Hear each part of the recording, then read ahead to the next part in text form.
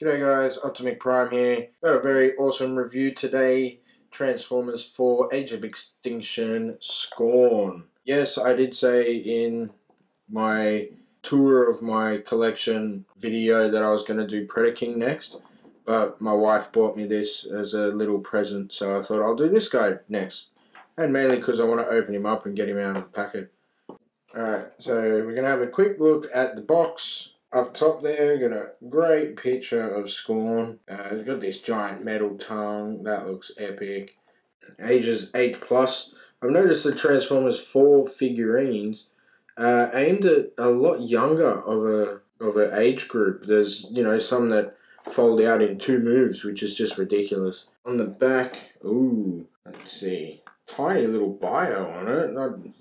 On that side, nothing, but you can see the figure quite clearly. Well, in a way, that's one thing I like. You can think, oh, am I going to buy this figure or buy this toy? And normally you could only see it from the front sort of thing, but now you can see it all in the side there. You can see it through the top there. So, yeah, very awesome. Alright, let's cut him open, get him out, and see what he looks like out of the box. Okay, and here he is out of the box, looking like he's just been in a fight and lost. There he is, Dinobot Scorn, in his epic tallness. And for comparison size, I thought I'd throw together old school Grimlock. One thing straight away, old school compared to new school, that looks like a robot, that looks like an alien. Don't know why, I think this just has more spiny plate bits, where this one actually looks like a welded together metal creature. Straight away I can already see there's a lot of posability with this guy. Let's go through it straight. Head goes forwards and backwards quite a bit. And swivels. There's a funny looking swivel on there. It's not ratcheted, but you get 180 degrees. Let's see, these spines move, but I think that's for transformation. And you can already see that's his chest plate there. So there's his head tucked away in there. So this is like a side-on style robot. Here's his little T-Rex arms, little useless T-Rex arms, which have no wrist or elbow joint, just like a funny, not great ball joint there, which gives him basic T-Rex arm movement. Okay, go to the legs. The legs, they seem a bit funny to use, to be honest. There's a ball joint up in here, which gives you quite a range of movement there. Then we've got a swivel at the thigh, and then another pivot there, with another pivot down in here, but that one's ratcheted. Tail has quite a lot of articulation as well. There's a pivot there, and the tail's sort of rubbery as well. It's got this hole at the back here. That hole is for his awesome little sword. That goes, where did that go again? I think that went in that way. Yep, that goes in there. And it doesn't really lock pin in there. I think just the rubbery tails, designed a little bit smaller, so it sort of snugs it in there. But that's him in his alternate mode. And here he is in robot mode. I only use the word robot very loosely with this character because, once again, he doesn't exactly look like a robot to me. He looks more like an alien that's ripped itself to pieces and somehow put them all back together in humanoid form. It's just little things like the legs don't look very mechanical to me. They look more spiny. He's only got one hand, and that hand is a head, basically.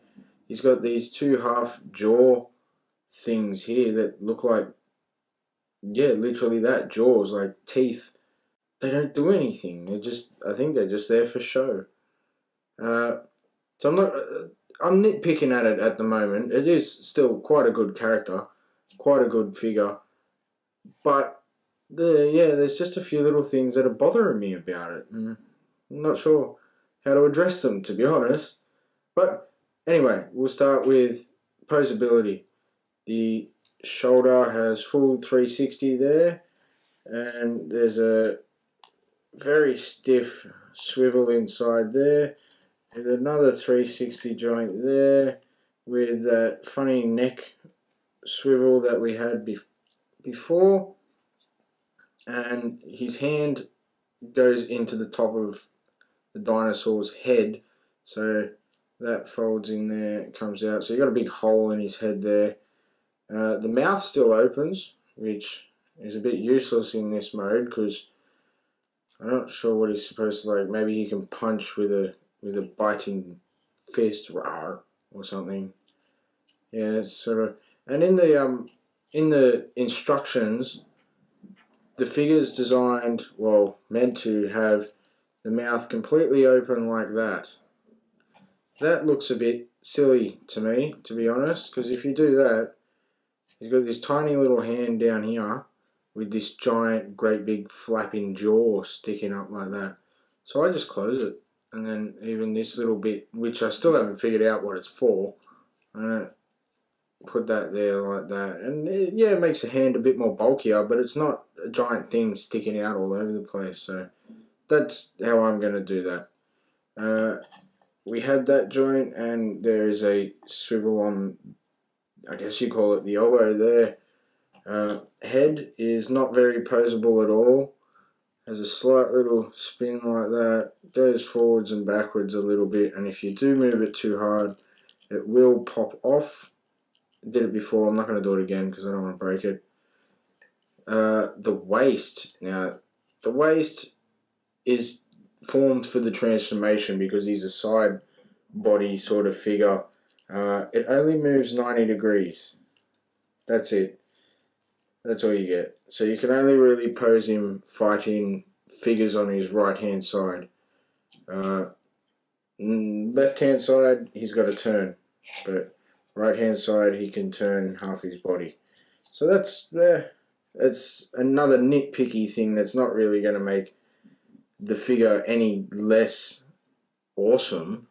It's just one of those things. They had to put it in the design, and it sort of lost a couple of points in my opinion.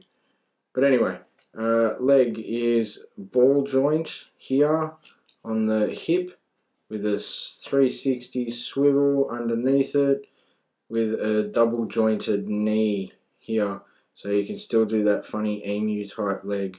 On the other arm, which is the tail, it says, you know, on the box, I think it said tail transforms into battle spear or something. No, his arm is the battle spear.